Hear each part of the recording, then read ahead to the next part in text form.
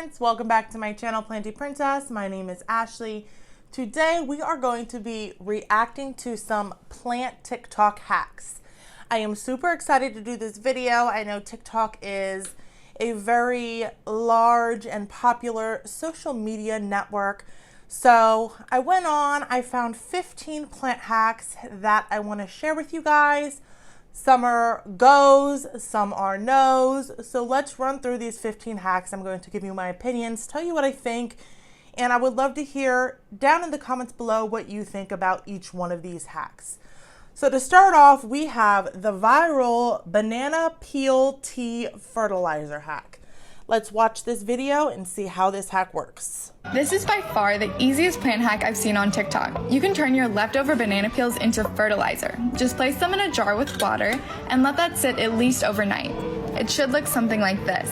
Then when it's ready, pour it right in. The potassium and phosphorus are great for your plants.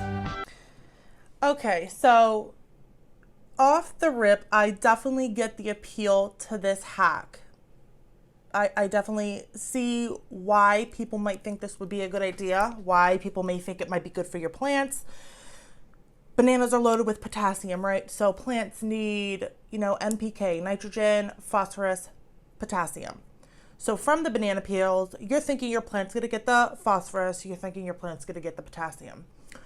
First off, I definitely want to say that the time it would take for a banana peel, let's think compost bin, okay? So you have a compost bin, you have proper aeration, you have, compost bin to properly decompose whatever it is that you're throwing into that compost bin to make the nutrients water soluble for the plants to be able to absorb through their roots.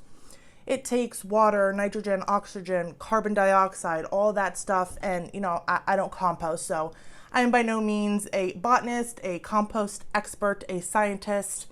I just, did some research being a plant hobbyist. This is some of the things that I've looked into. So just off of the knowledge that I have, off of the research that I've done, this is what I know about composting. So it would take, best case scenario, even a few weeks, having a proper setup to decompose these banana peels in order to get a sufficient amount of that phosphorus and that potassium that would even be efficient for the plants to even use, okay?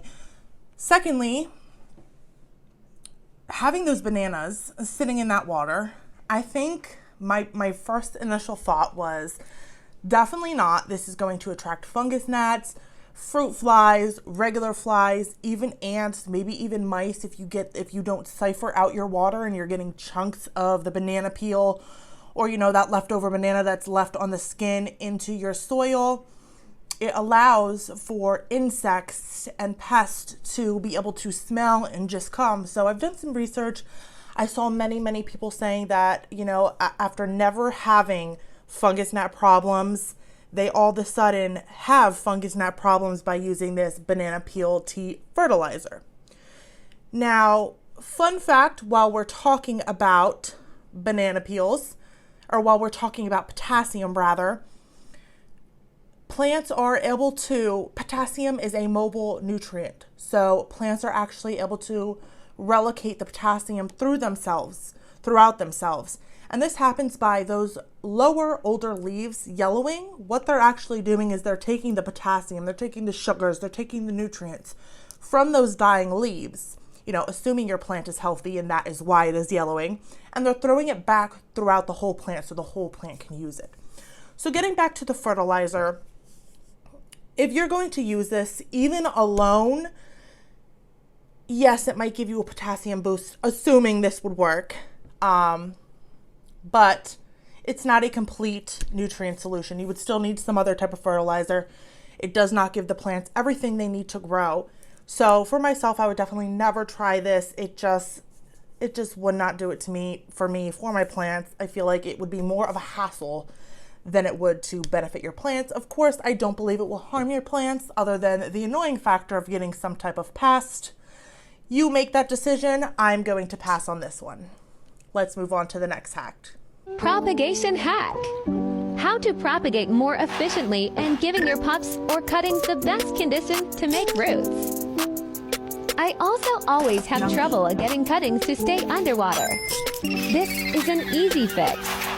It also helps keep the water clean. Take a pool noodle and make a 1 to 2 inch slice. Then make a slit in the disc. Now take your plant and place it with the nodes or air roots at the bottom and place in water.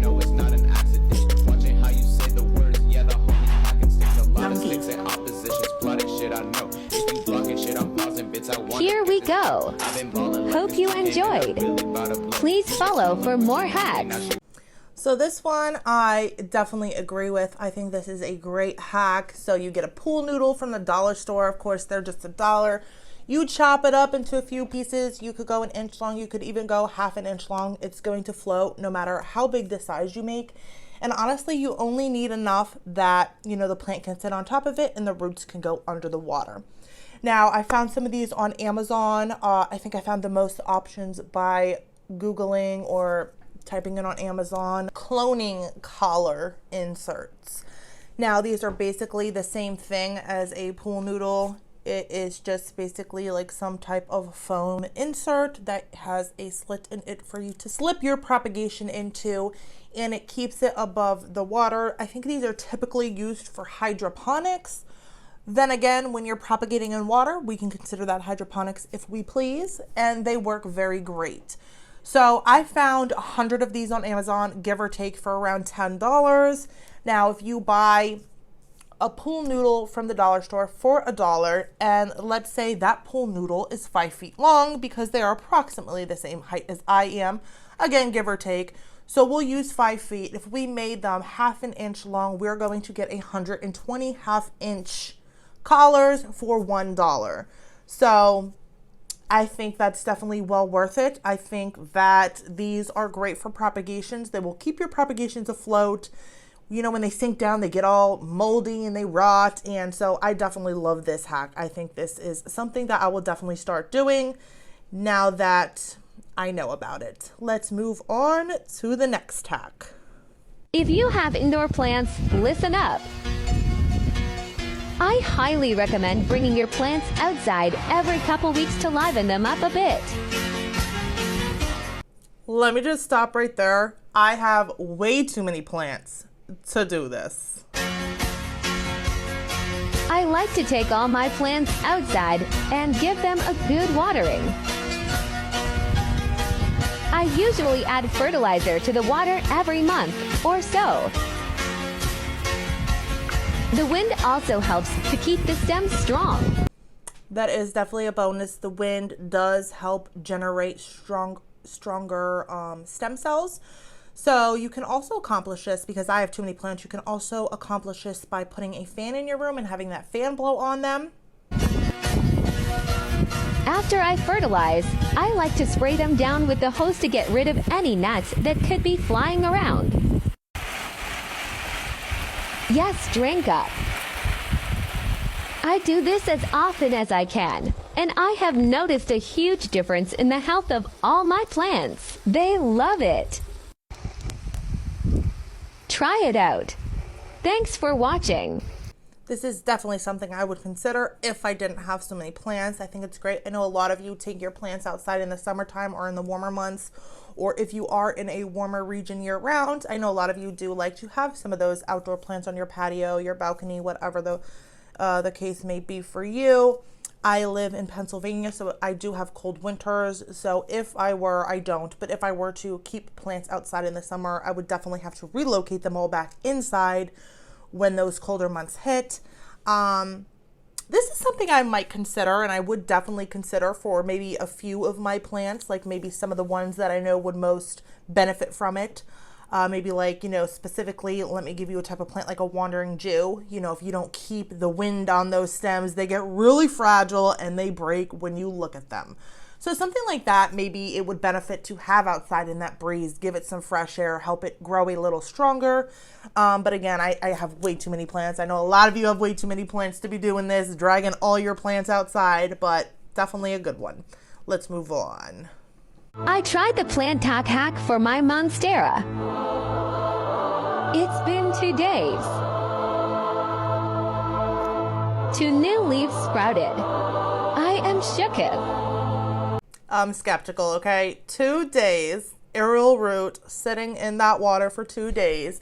So as you can see right here, I'm going to show you my Monstera. This Monstera that you are currently seeing has 3 stems in it. On each of the stems, there is no new growth. There is one stem that has a leaf that is currently unfolding, but it's all the way pushed out. It is not, newly coming in. It's just, unfurling. So on all these stems, there is no new growth. I got my aerial root in water, and we are going to be doing an update on this in 2 days, okay, to see if I have any new leaves forming. Granted, it is winter, so let's keep that in mind. It is cold. A lot of my plants are kind of dormant, but being that this Monstera is growing a new leaf currently, if this hack is a go, it should have no problem working whether it's winter or not. So we'll get back to you on that one. I overwatered my plant. Well, see how this goes.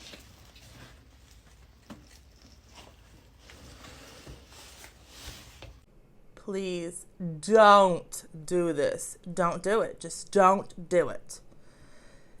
I know that the overwatering level on that plant was super drastic, but unless you have like a little 2 or 3 inch pot, we'll even say a 4-inch pot, okay? It would take 2 tamps. 2 tamps for a 4-inch pot, 1 tamp for a 2 or 3 inch pot. But for a large plant like that, tampons are so freaking expensive. You would need to use like 2 boxes of tampons to even get any of that water out of that soil. Let me give you a better solution, ladies. If you overwater your plants, unpot that plant, take the soil off, set the soil to the side, let it air dry, repot that plant in some fresh soil, and reuse that wet soil once it's dry for another plant. This is a good one.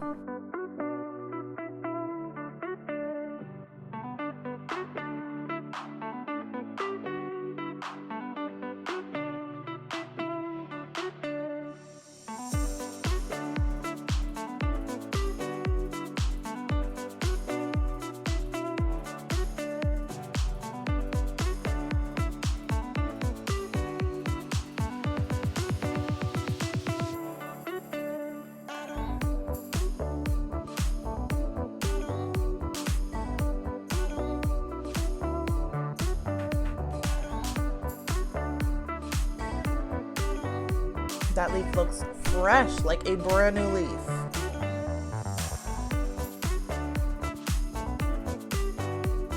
So go get it, my friend. This paste is $1 at the Asian market. I definitely like this. If I can find this paste, I'm definitely going to get me some, because when I cut off brown spots or yellow spots of my plants, it eventually keeps and continues to yellow or brown up the leaf, and no matter what you do, it travels up the rest of the leaf. But she showed us a leaf that was already, it's almost like she hardened it off. She kind of like sealed that wound, bandaged that leaf up, and that leaf looked like it was a brand new leaf, that nothing was ever wrong with it. So I definitely like that one.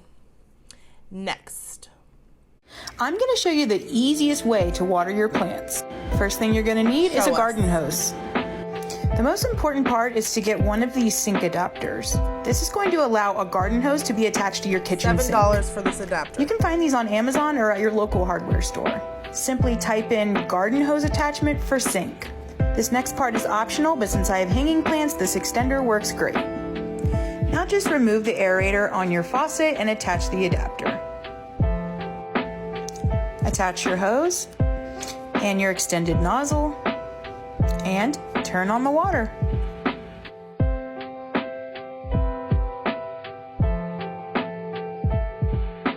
Voila! Now you can water your plants quickly and easily. And since you have your extender, you can even reach your plants up high. Thanks for watching. Let me show you how long it takes me to water my plants, okay? Check it out. I'm going to speed it up, but you're going to see the time displayed down at the bottom here right below this video, so you can see how long it takes me to water.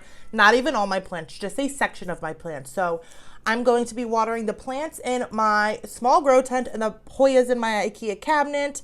Don't even worry about the time, okay? Count how many trips it takes me with my little my little pink little watering can. It takes me forever. I will definitely, so $7 for that hose attachment or for that sink attachment. And let's say that hose costs $20. You could probably find one maybe a little bit cheaper, but we'll say $20. So $27, and that's something I can use for the rest of my life, for the rest of my plant's life. It will save me so much time, so much hassle. It literally takes me like 20 minutes and 100 trips to water my plants in one area. I love this hack. I will definitely be ordering me one of those hoses. I love that attachment for the plants that are up higher to reach. Now for those plants, I probably honestly will still take those to the sink because most of them do not have like a tray under them. So my hanging plants, I do need to take to the sink, water, let them dry out, drain out, whatever, and then put them back in their place. But I love the hose idea. It will save me so much time. Consider it if you have a lot of plants. Let's check out the next one. This one is very interesting. I liked this. Along with this one, you are also going to see an experiment I did, so get ready. The next time you're boiling eggs, don't throw out the water. When you boil eggs, the shells emit calcium, phosphorus, sulfur, and potassium into the water, which are essential for plant growth. It'll make your plant bigger, greener, and healthier. Just make sure to let it cool down before you apply. Okay, so immediately I am like, what is up with people putting weird water in their plants? So I did an experiment. We got some eggs boiling right here. While they're boiling, we are going to fill up a cup of tap water. I'm showing you, and I will display all these numbers right here as well, so you don't have to squint to see those little tiny numbers on my EC reader, also known as a TDS reader, which is total dissolved salts. Now, real quick, let me just explain to you one thing. All nutrients register as salts. They are salts. So by measuring the salt level in the water, you are essentially measuring the nutrient level of water. So I'm measuring my nutrient level of my tap water. Check it out. I'm then going to put my daily fertilizer, which is Liquid Dirt and Super Thrive. I'm going to mix it up. We're going to measure that up. And then after my eggs were done cooling, I drained them into my cup. I did stick them in the freezer for fear that if I stuck my meter in that boiling hot water, it would get ruined. So after it cooled down a bit, I then measured the level nutrients in that cup as well. And let me tell you, I think, because I don't have it in front of me, but again, you're going to see all the numbers legit right here on the screen. But just off the top of my head, I think I was around 200 to 300 ppms just in the regular tap water. I was around 550 ppms for my fertilizer, which was the Liquid Dirt and the Super Thrive. But for this eggshell water, I was around 700 ppms. So yes, this is definitely something. I did water my plants with it afterwards.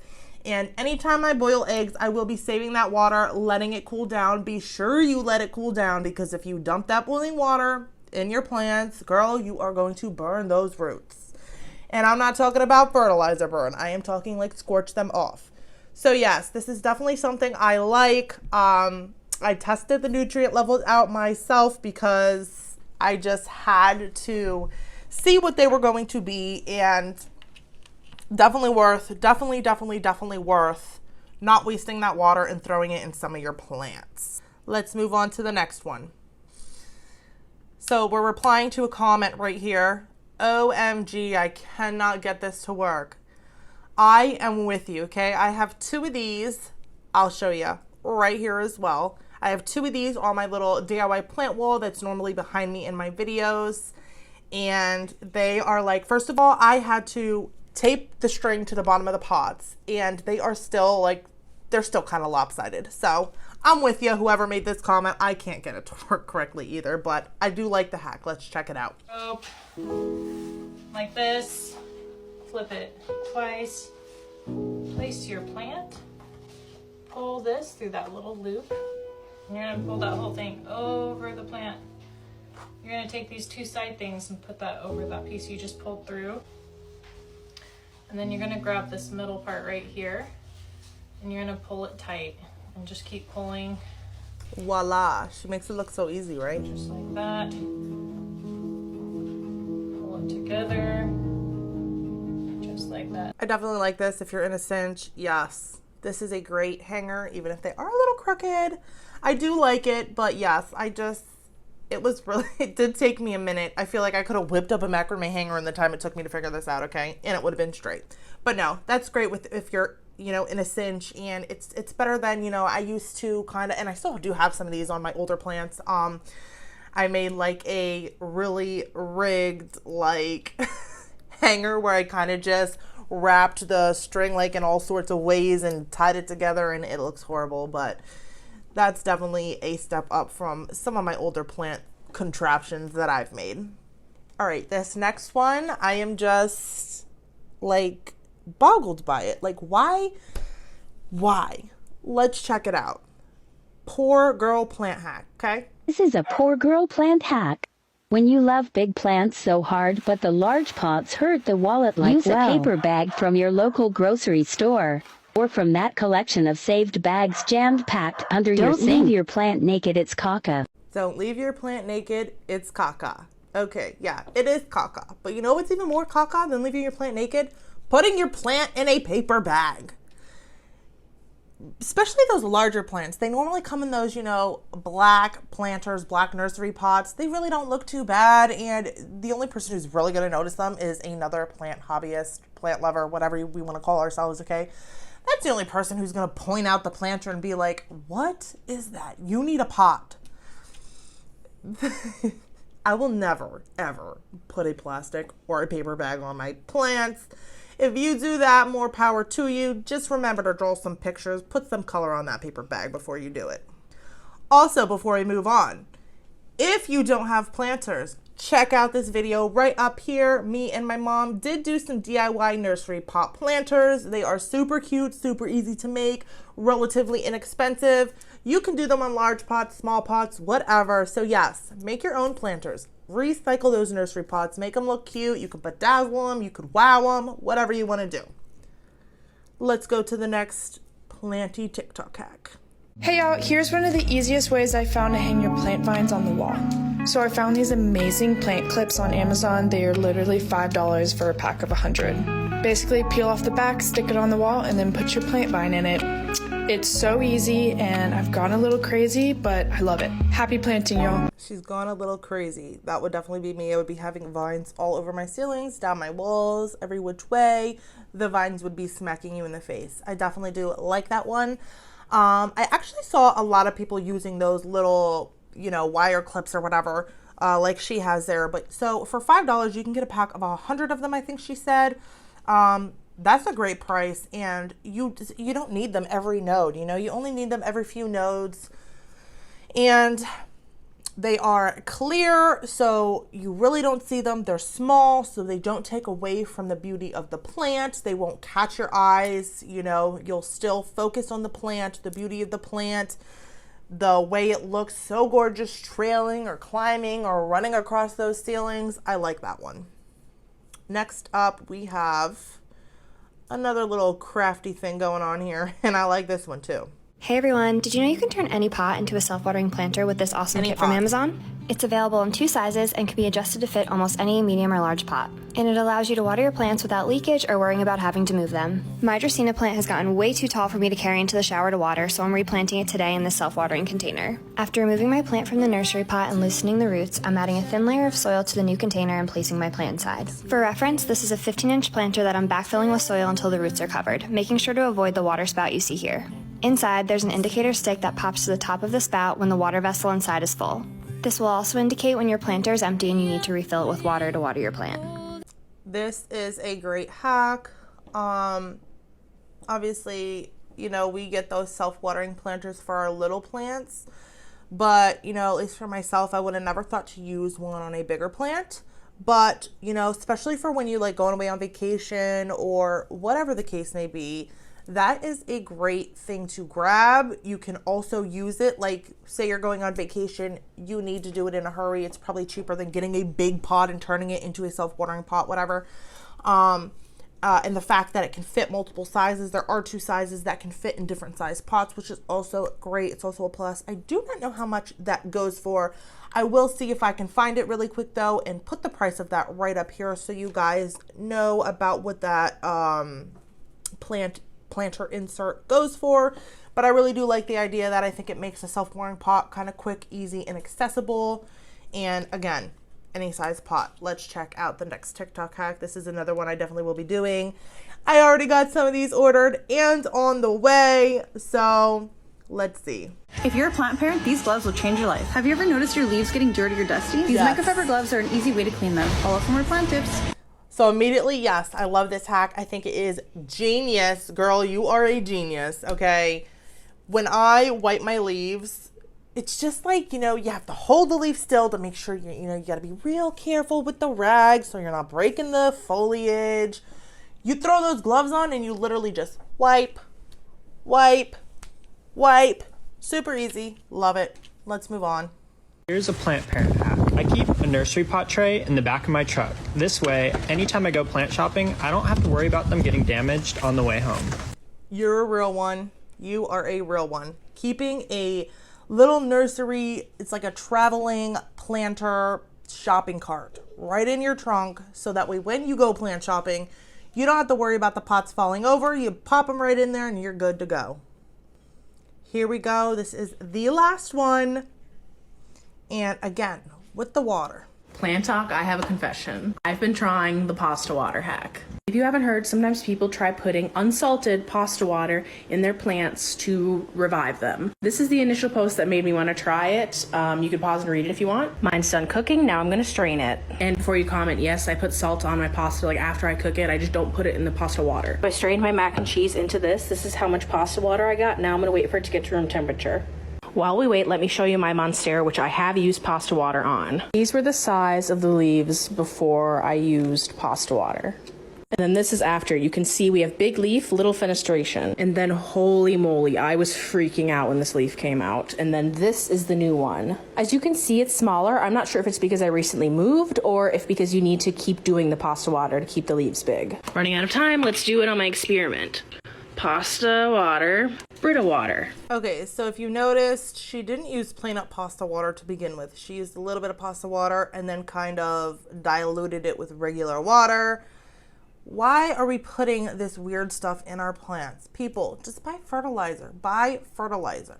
Again, the egg water, I think that is a great idea because I did test it. I did not test the water of pasta noodles. Maybe I will next time I make pasta, and maybe I'll do a little short video just as a kind of update to let you guys know what the nutrient levels in that pasta water is. But seeing it, no, I'm not going to do it. Not unless I test that water and it shows me, I see for myself that it is loaded with nutrients, okay?